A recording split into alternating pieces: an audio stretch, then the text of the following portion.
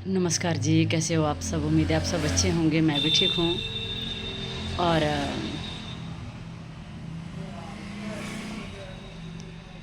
आज सुबह मुझे एक बहन मिली। तो वैसे तो मुझे टाइम नहीं होता है किसी के साथ बात करने का, तो मैं निकलती हूँ अपने काम पे। तो एकदम से वैसे कईयों की आदत होती है, जैसे अपना घर का दुख बोल देना, किसी को बता देना। तो बहन, मैं नहीं बताऊंगी कि वो कौन थे और किसके बारे में बोल रहे थे। कहते वो हंसती रहती है। कोई भी वक्त ऐसा नहीं होता, उसको इतनी शर्म नहीं है, ज़ोर से नहीं हंसना है, ठीक है। और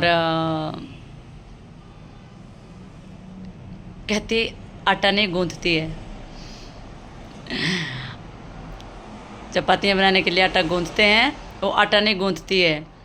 अगर उसको आटा गूंथने के लिए बोलो तो बोलती है कि मेरे हाथ ना बहुत छोटे छोटे हैं। तो मैं अब उनको तो मैं नहीं बोल सकती कुछ भी, क्योंकि मेरी आदत है, मैं किसी के घर में आग नहीं लगाती हूँ। मैं सुनती हूँ सिर्फ, मैं बोलती नहीं हूँ। हाँ जी हाँ जी, ऐसे ऐसे करती रहती हूँ। तो मैंने कहा चलो, मैं वैसे फिर दिल में सोच रही थी कि हंसने की जो बात है ना, तो हंसना तो अच्छी बात है। कईयों के मुंह ऐसे सड़े हुए रहते हैं, तो हंसना तो अच्छी बात है। ज़ोर ज़ोर से भी हंसना अच्छी बात है। क्या जाता है हंसने में। अगर किसी को खुशियाँ मिली है, किसी के पास कोई दुख नहीं है, भगवान ने नहीं दिया है ना, क्या पता कब जैसे क्या टाइम आ जाता है, कोई पता नहीं चलता। तो हंसना चाहिए। जब तक दांत है तब तक ज़ोर ज़ोर से हंसो, दांत दिखा दिखा के हंसो। और जब दांत टूट जाएंगे तो किसको दिखाएंगे, है ना। तो बाकी छोटे छोटे हाथ की बात ये रही कि जब कोई घर में खाना बनाने वाला नहीं रहेगा तो उसके हाथ अपने आप बड़े हो जाएंगे। उसको अगर कोई रोटी नहीं देगा तो खुद करेगी। जब तक मिल रही है ना, तब तक उसके हाथ छोटे हैं। ऐसी बातों पे ना हंसी आती है। और मैं सभी, मेरी जितने भी, अब देखो मैं तो अपने बच्चों की मैंने अभी शादियां नहीं करी है, वैसे मैं सास की उम्र की हूँ। तो मैं अपनी बहनों से कहना चाहती हूँ कि थोड़ा सा जब कोई बेटी आपके घर में आती है, बहू बन के आती है, तो उस बहू को जो है ना, एक मतलब उस तरीके से ना देखो कि ये बहुत ही सुलझी हुई और हर काम में परफेक्ट होनी चाहिए।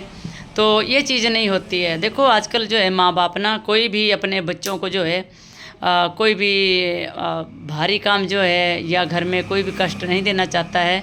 बहुत अच्छे से पालते हैं अपने बच्चों को, बड़े प्यार से पालते हैं। और तो जब आपके पास आते हैं तो आप भी ऐसा सोचो कि हमारे पास एक बच्चा आया है, और जैसे हम अपने बच्चे को सिखाएंगे वैसे उनको भी सिखाओ। आप बड़े प्यार से रहो उनके साथ। और बच्चों को मैं कहना चाहती हूँ, अगर किसी के घर में बहुएँ बन के आप जाती हैं बच्चों, तो आप भी थोड़ा सा ये विचार किया करो कि चलो बुज़ुर्ग हैं, अपनी लाइफ में बहुत इन्होंने काम किए हैं, सास ससुर की सेवा भी करी होगी। कितने, मतलब मैं बोलती हूँ ना, ज़िंदगी का एक साल भी बहुत होता है। एक साल में इंसान बहुत कुछ देखता है, सुख दुख जो है। तो अगर आपसे होता है तो जितना हो सके आप भी अपने बुज़ुर्गों को थोड़ा रेस्ट दीजिए। और जवानी में काम करना चाहिए, पता भी नहीं चलता है काम का, जोर भी होता है। और अब नहीं करोगे तो कब करोगे, है ना। तब ये चीज़ है। और अपने बुज़ुर्गों को, अगर बुज़ुर्ग ज़्यादा, कई बार दादे परदादे होते हैं घर में, तो प्लीज़ प्लीज़ मेरी इतनी रिक्वेस्ट है कि कोई भी चीज़ अगर उनसे खाई नहीं जाती है ना, सख्त है, ये भी देख लिया करो कि उनके दांत नहीं हैं, है ना। उनसे नहीं ये चीज़ खाई जा रही है, जो आप खा रहे हो वही उनको दे रहे हो। उनसे नहीं खाई जा रही है तो आप खा रहे हो, वो देखते रहते हैं। आजकल हर चीज़ का क्या नाम है, सॉल्यूशन है। उनको पीस के दे दो, ग्राइंड करके दे दो, हर चीज़ जैसे भी हो सके उनको, मतलब टेस्ट आना चाहिए हर चीज़ में, बस टेस्ट की बात है। बहुत दिल से, बहुत ही लगन से बुज़ुर्गों की सेवा करो। भले ही उन्होंने चाहे आपको अपनी जवानी में जब वो जवान थे कुछ भी बोला हो कोई बात नहीं। और इतना ध्यान रखो कि ये समय जो है ना, बुढ़ापा जो है ना सबको आएगा, सबको जो इस उम्र तक पहुँचेंगे ना उस उम्र सबको मतलब देखनी पड़ेगी। और हम भी एक दिन ऐसे होंगे जब हमारे हाथ पाँव नहीं चलेंगे, हमारी जुबान नहीं चलेगी, हमारे को दिखेगा नहीं। और सब कितनी दुख की बात है, बहुत ही दुख की बात है। तो अपनी तरफ से पूरी कोशिश करिए कि अपने बुज़ुर्गों को, चाहे वो माँ बाप है, चाहे वो आपके जेठ जेठानी है, चाहे आपके सास ससुर हैं, है ना, दादी सास हैं, दादा ससुर है, चाचा ससुर है, चाची सास हैं, जो भी है आपको, जो भी आपके पास जो सेवा के लिए भी, चलो आपके भी क्या नाम, भगवान ने अच्छे कर्म लिखे होंगे कि आपको मौका मिल रहा है सेवा का, तो अच्छे से करिए। और ये मत सोचना कभी भी, कई क्या करते हैं कि सामने तो ठीक रहते हैं